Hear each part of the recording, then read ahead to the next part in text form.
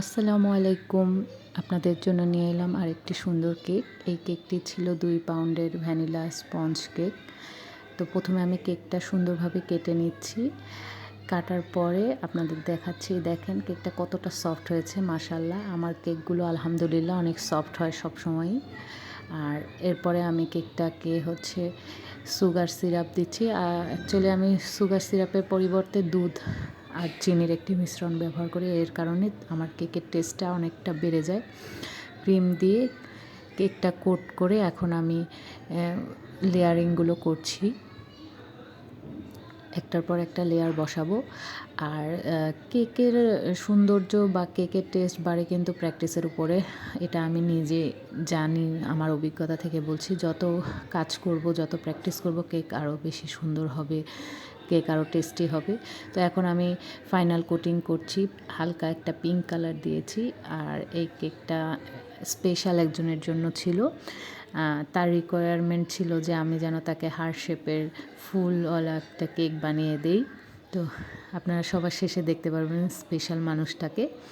তো এখন আমি হার্ট শেপের এই কেকটা ফিনিশিং দেওয়ার চেষ্টা করছি। আসলে হার্ট শেপের কেকগুলোতে ফিনিশিং আনাটা একটু কঠিন হয়ে যায়, কারণ কার্ভ থাকে। তারপরেও আমি চেষ্টা করেছি যতটুকু সম্ভব ফিনিশিংটা দেবার জন্য। আর ফিনিশিং সুন্দর হলে কেক দেখতে আরও বেশি সুন্দর লাগে। তাই একটু সময় নিয়ে ধৈর্য সহকারে ফিনিশিং দেওয়ার চেষ্টা করি আমি সবসময়ই। তারপরে আমি এখন চকলেট গানাশ দিয়ে ড্রিপ দিচ্ছি। আর এই ড্রিপিংগুলো দেখতে এতটা ভালো লাগে, খুব স্যাটিসফাইং এই ড্রিপিংগুলো। এরপরে আমি কিছু ছোট ছোট ফুল বানিয়ে নিচ্ছি। এই ফুলগুলো আসলে বানাতে অনেক কষ্ট, কিন্তু দেওয়ার পরে বা কমপ্লিট হওয়ার পরে ফুলগুলো দেখতে অনেক ভালো লাগে। যেহেতু আমার এই কেকের বলবো যে যার জন্য এই কেকটা করা, তার রিকোয়ারমেন্ট ছিল তার জন্য ফুলওয়ালা কেক বানানোর। তাই আমি ফুলওয়ালা কেক বানাচ্ছি।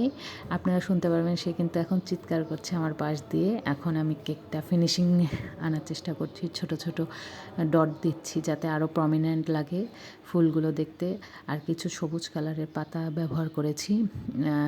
আসলে যত কালার ইউজ করা যায় বা কালারফুল কেকের উপর ইউজ করা যায়, দেখতে সেই কেকগুলো আরও বেশি সুন্দর লাগে। এই যে ফাইনাল আউটকাম দেখতেই পাচ্ছেন, তার জন্য একটা ছোট্ট নোট লিখেছি, এই যে যার জন্য এই কেকটা স্পেশাল, আমার মেয়ে।